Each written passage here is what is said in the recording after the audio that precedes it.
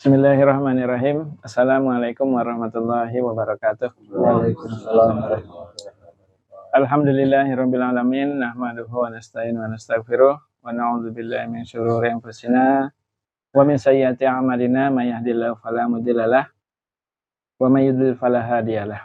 Asyhadu an la ilaha illallah wahdahu la syarikalah wa asyhadu anna Muhammadan abduhu wa rasuluhu la nabiyya ba'dah.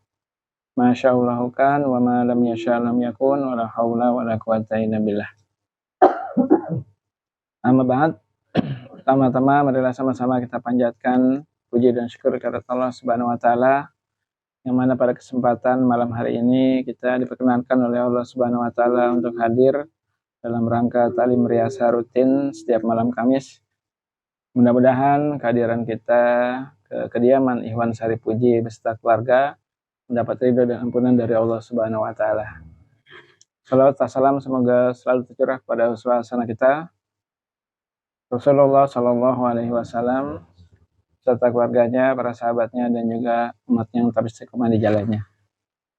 Alhamdulillah, pada yang terhormat Sahibul Bait, para umara, para iwan semua yang dimuliakan oleh Allah Subhanahu Wa Taala. Seperti kita ketahui, kita sudah cukup lama ya menetapi al-jamaah. Dilihat dari usia kita juga ya. Kalau anak-anak sekarang, anak-anak milenial, ya. Kalau kita angkatan 70-an ya, rata-rata di sini. Ya. Kalau tadi Ikhwan siapa? Akmal 2002, rata-rata kita 72. 2002 ya? Oh, 2002 ya. Iya. 18 ya. Alhamdulillah. Jadi kita walaupun usia lebih tua tapi ilmu mungkin ya kita menang di pengalaman gitu ya. Menang dari usia, ilmu wallahu alam ya. Karena pesantren dengan umum kebanyakan kita umum di sekolahnya. SD, SMP, SMA negeri gitu rata-rata. Jadi kita sudah lama menetapi al-jamaah yang mana al-jamaah merupakan salah satu perintah Allah dan Rasulnya agar kita tidak bercerai-berai, agar kita bersatu mengikuti tuntunan Allah dan Rasulnya dalam bingkai Khilafah Alamin Haji Nubuwah ya. Yang mana Khilafah Alamin Haji Nubuwah banyak sekali interpretasi ya di luaran. Jadi Khilafah Alamin Haji Nubuwah sehingga dengan interpretasi yang salah banyak sekali kaum muslimin dipojokkan. Jadi Khilafah Alamin Haji Nubuwah adalah salah satu prinsip yang diajarkan oleh Rasulullah Shallallahu Alaihi Wasallam, yang mana setelah Rasulullah wafat maka kepemimpinan dilanjutkan oleh pemuka-pemuka kaum muslimin yang lainnya. Pada saat itu setelah Rasulullah wafat, tanda-tandanya sudah terlihat ya. Siapa pengganti Rasulullah setelah Rasulullah wafat ya. Ketika Rasulullah sakit, Rasulullah menunjuk sahabat Abu Bakar radhiyallahu anhu ya.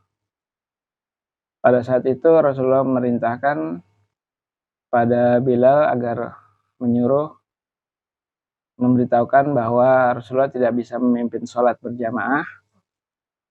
Maka perintahkanlah sahabat Abu Bakar untuk mengimami.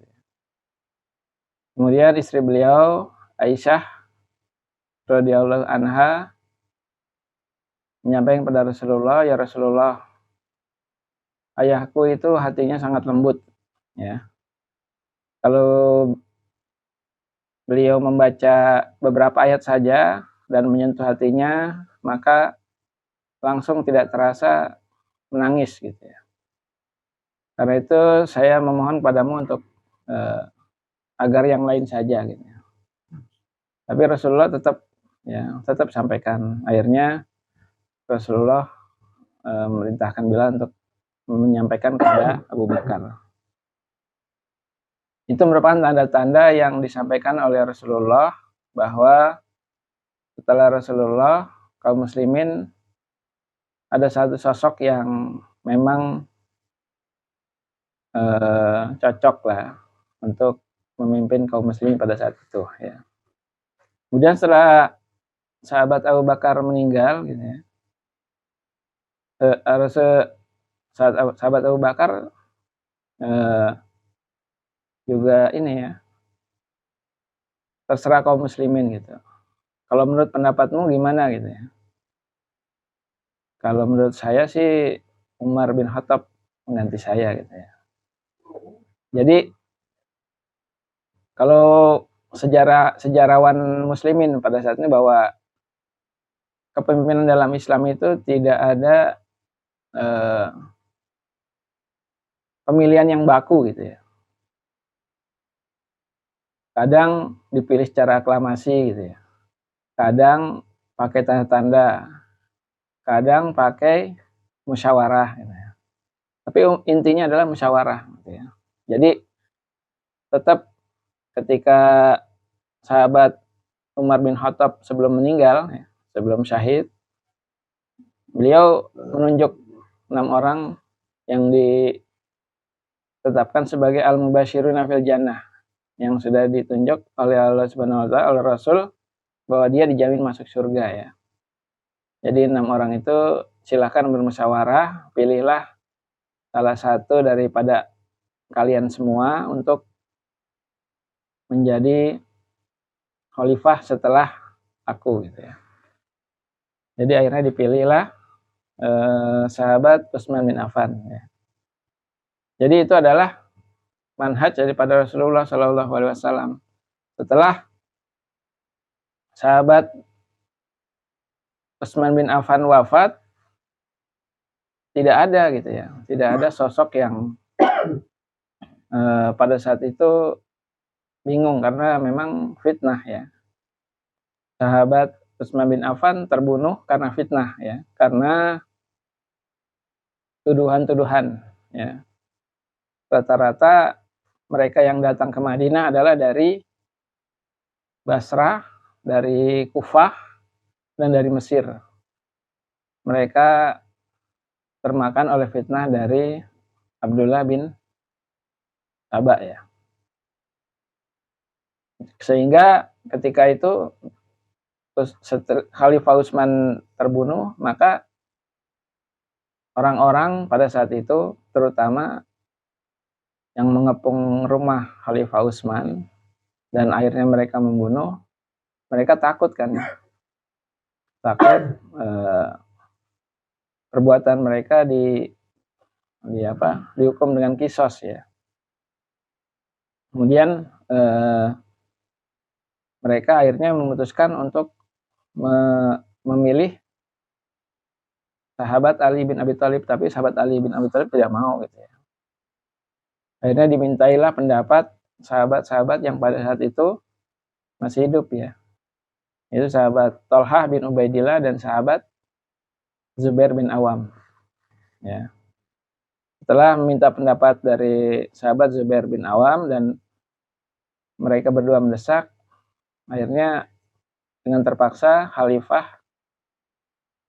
Ali bin Abi Thalib diangkat menjadi khalifah. Nah, setelah Khalifah Imam Ali bin Abi Thalib diangkat, dia menjabat hanya 6 tahun. Dan di sana juga ada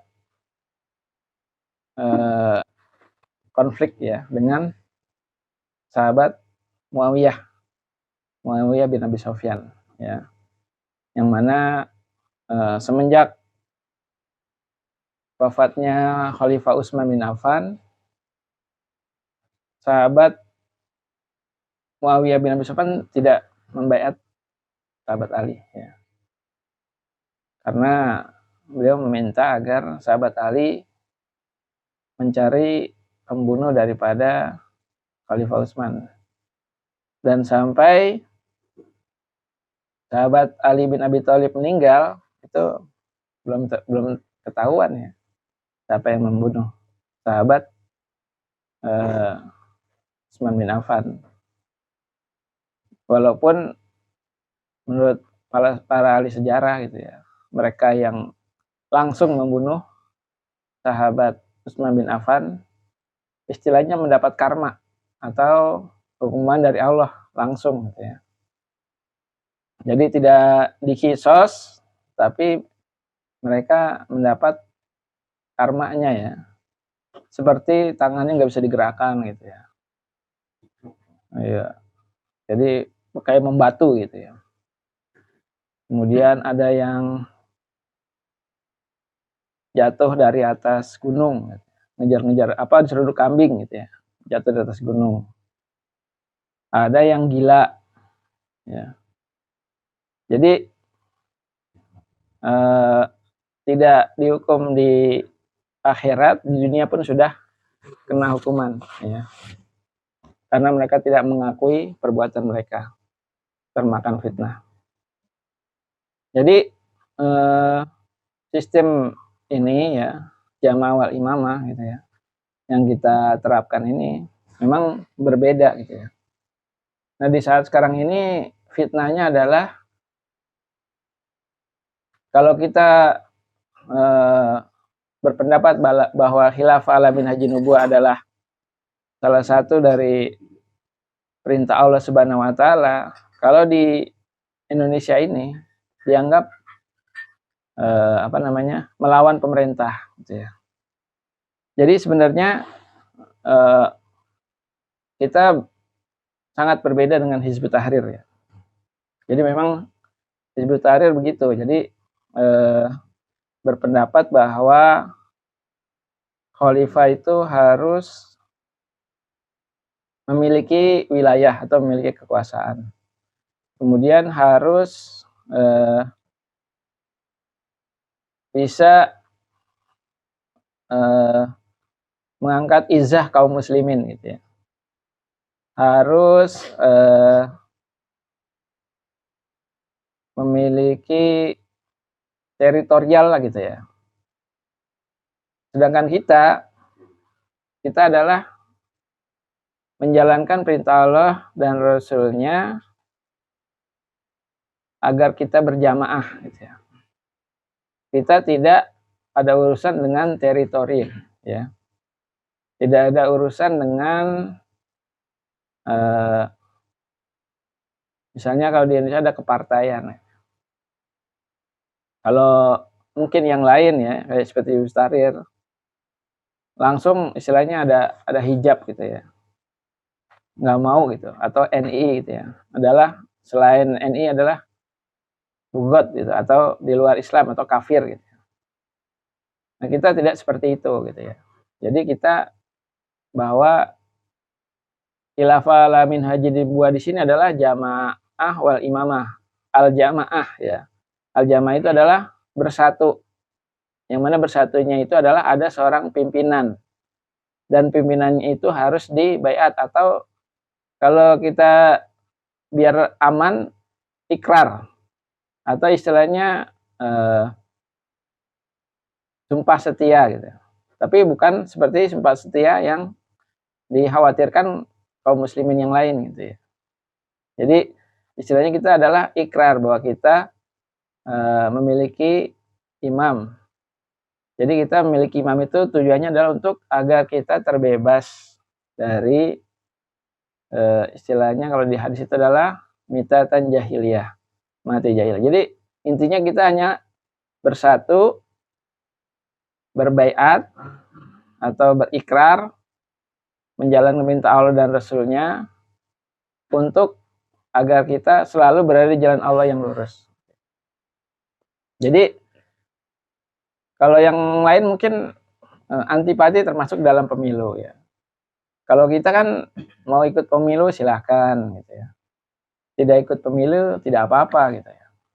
Jadi kita di mana kaum muslimin berada di situ adalah wilayah ya, wilayah kita gitu ya. Jadi di mana kita tinggal itu adalah wilayah kaum muslimin. Jadi kewajiban kita hanya menyampaikan pada kaum muslimin yang lain untuk sama-sama menetapi al-jamaah, untuk kita sama-sama menjalankan ibadah kepada Allah Subhanahu wa taala berdasarkan sunnah daripada Rasulullah Shallallahu alaihi wasallam. Jadi bukan berarti saudara-saudara kita di luar sana beribadah tidak mengikuti tuntunan Rasul, tetap mengikuti tuntunan Rasul gitu ya. Jadi kita hanya menyampaikan bahwa mengikuti tuntunan Rasul harus sesuai dengan tuntunan Allah dan Rasulnya, yaitu berjamaah. Caranya berjamaah adalah dengan memiliki seorang imam. Kenapa nggak cukup dengan ketua gitu ya? Jadi nama itu adalah menentukan ya. Jadi presiden dengan kaisar beda, kaisar dengan kanselir beda, raja dengan presiden beda. Gitu. Termasuk nama. Ya, makanya kita memiliki imam. Ya. Imam beda dengan presiden lah. Ya, presiden kan ada wilayahnya dan kita tinggal di sana. Bukan berarti kalau kita tinggal di Indonesia, kemudian kita memiliki KTP Indonesia, terus kita punya imam itu dualisme, enggak gitu ya.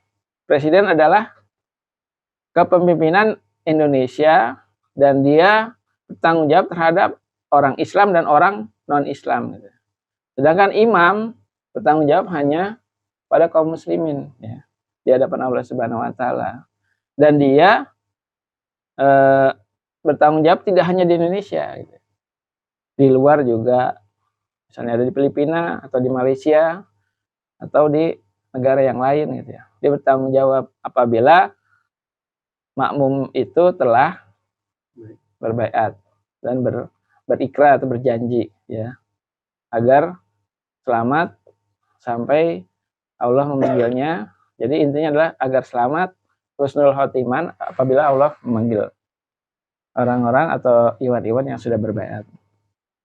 Jadi itu ya, perbedaannya sangat signifikan. Jadi nama itu sangat menentukan ya. Jadi kalau ada yang bilang kan kita udah punya imam, yaitu presiden, beda ya, dari nama aja udah beda. Jadi karena itu kita perjelas. Kalau kita nyoblos gimana? Tidak masalah gitu ya. Kita sebagai bangsa Indonesia, warga negara Indonesia, punya KTP Indonesia ya. Kita mau nyoblos boleh, nggak nyoblos juga boleh gitu ya. Jadi intinya kita tidak masalah itu. Istilahnya tidak wajib, tidak sunnah, ini mubah. Ada yang bilang kalau nggak milih kaum muslimin lain tidak masalah gitu ya. Jadi intinya kalau pemilu, ikut pemilu itu istilahnya boleh-boleh saja. Bahkan pemerintah kita juga tidak memaksa. Istilahnya luber, langsung umum, bebas, rahasia. Ya, mau milih itu adalah hak kita, mau milih atau enggak gitu ya. Nah, itu jangan dibikin polemik ya, pemilu ini ya. Jadi kita mau milih boleh dan tidak milih pun boleh dan tidak dipaksakan ya. Sehingga tidak menjadi beban buat kita. Jadi kita milih presiden artinya kita memilih kepemimpin bangsa Indonesia ya. Bahkan Imam Wali Al-Fatah mengatakan bahwa presiden waktu itu, Presiden Pak Harto adalah merupakan takdir yang sudah ditentukan oleh Allah Subhanahu wa taala ya. Dan perjuangan bangsa Indonesia ini adalah perjuangan umat Islam. Jadi kita punya andil. Karena itu kita tentunya kalau memilih pemimpin yang terbaik lah di Indonesia untuk kemakmuran rakyat Indonesia, tidak Islam, tidak non-Islam semua gitu ya. Tidak hanya Islam saja. Jadi pemerintah posisinya netral ya. Jadi kalau misalnya ada pengganggu, mereka siap untuk membantu dari pihak keamanannya. Jadi nah kita sebagai umat dari jamaah, al-jamaah, ya, tugas kita adalah memperbaiki diri agar kita selamat di dunia dan di akhirat. Dan alhamdulillah kita diarahkan untuk taklim ya. Kalau presiden mungkin nggak nyuruh umat Islam taklim ya, nggak nyuruh orang Kristen ke gereja orang Buddha ke wihara atau orang Hindu ke pura ya. Jadi bebas-bebas saja, terserah gitu ya. Nah, kalau imam tugasnya adalah mengarahkan kaum muslimin untuk selalu ya mencari ilmu, selalu mendekatkan diri kita kepada Allah Subhanahu wa taala. Tentunya dari sini juga ada perbedaannya gitu ya. Walaupun ada dari tugas-tugas presiden yang mirip imam gitu ya, seperti menentukan ru'yatul hilal gitu ya. Jadi hal-hal yang lain enggak, ya, kayak zakat bebas saja gitu. Mau zakat atau enggak. Nah, kita diarahkan zakat profesi infak gitu ya. Dan zakat juga setiap fitrah gitu ya, itu dikoordinir langsung gitu ya. Kalau presiden zakat bebas-bebas saja, terserah musala masing-masing gitu ya. Padahal kan banyak yang mungkin ada yang kurang sisi, ada yang nggak dapat gitu ya. Atau yang tidak terjangkau ya. Karena memang tidak dikontrol. Mungkin kalau dari Al-Jamaah bisa mengontrol semua, alhamdulillah itu zakat di Indonesia sangat potensial. Bisa mengentaskan kemiskinan ya di Indonesia, dan bisa juga meningkatkan ya kemakmuran di Indonesia. Pak Iwan sekalian, alhamdulillah dengan Al-Jamaah kita mungkin sudah cukup lama ya di Depok ini. Mungkin perkembangannya awal-awal 90-an di Depok ya. 90 kami pun menetapi Al-Jamaah tahun 92. Waktu itu masih kuliah. Saya udah nggak kuliah sih, udah lulus ya. Kuliah sampai diploma, habis lulus, waktu itu masih ngajar madrasah diniyah. Kebetulan didawai oleh Pak Iwan dari Tasik juga ya. Pak Iwan Pandang gitu. Kebetulan teman kami ngajar di madrasah diniyah. Ya. Jadi sering ngobrol-ngobrol gitu ya. Tentang khilafah, akhirnya ya udah ikut taklim gitu. Akhirnya taklim di sini. Taklim di sini, dekat sini ya. Alhamdulillah dapat istri orang sini juga. Jadi kita yang sudah lama menetapi Al-Jamaah gitu ya, memang kewajibannya untuk mendakwai gitu ya. Nah, problem kita berdakwah adalah kita Al-Jamaah ini adalah banyak yang terjadi fitnah dengan kalimat Al-Jamaah atau khilafah gitu ya. Sehingga ikhwannya juga untuk mendakwai agak ragu gitu. Karena takut misalnya aparat gitu, kena aparat gitu, tangkap gitu, atau dilaporkan gitu. Karena banyak kejadian-kejadian ya. Kalau zaman dahulu tuh ya, iwan-iwan kita, asatid kita ditangkap gitu ya. Banyak yang ragu gitu ya. Padahal sekarang udah informasi udah lebih terbuka ya. Mari kepada para iwan untuk sampaikan aja gitu ya pada saudara kita. Lebih bagus ya kalau yang sudah punya ilmu gitu ya. Sampaikan pada saudara-saudara kita bahwa Al-Jamaah ini seperti ini gitu ya. Bukan Al-Jamaah seperti Hizbut Tahrir ya. Atau seperti khilafah, dari khilafatul muslimin namanya juga udah jadi alergi kalau umat Islam ya. Khilafah namanya khilafah gitu ya. Sekarang lagi alergi orang nama-nama khilafah. Jadi sampaikan aja gitu bahwa kita adalah jamaah muslimin. Ada hadisnya. Hadisnya taljamu jamaatal muslimin gitu ya. Bukan taljamu ke ini, bukan taljamu ke ini, tapi taljamu jamaatal muslimin wa imamahum. Ya. Kenapa enggak umam tapi imam? Jadi satu, karena imam cuma satu. Setelah imam meninggal diangkat imam berikutnya. Jadi imam cuma satu. Taljamu jamaatal muslimin wa imamahum. Ketika di saat suasana kondisi kaum muslimin itu sedang dahon, kita taljamu jamaatal muslimina wa imamahum. Jadi dari nama aja udah ada di hadis. Ya. Dan insya Allah pengamalan yang ditentukan oleh Allah dan Rasulnya gitu ya. Jadi dari segi nama juga nggak bisa sembarangan pilih nama gitu ya. Kita nama insya Allah dari Al-Hadis. Para iwan sekalian, dan alhamdulillah kita pada saat ini sudah masuk ke 1 Muharram ya. Yang mana 1 Muharram ini merupakan kalender yang ditetapkan oleh Khulafaur Rasyidin ya. Jadi kita mengikuti contoh ya Khulafaur Rasyidin ya, yaitu Umar bin Khattab ya, sahabat Umar bin Khattab. Yang mana beliau merupakan Khulafaur Rasyidin kedua setelah sahabat Abu Bakar radhiyallahu anhu. Dan pada masa beliau memang terjadi keadilan ya.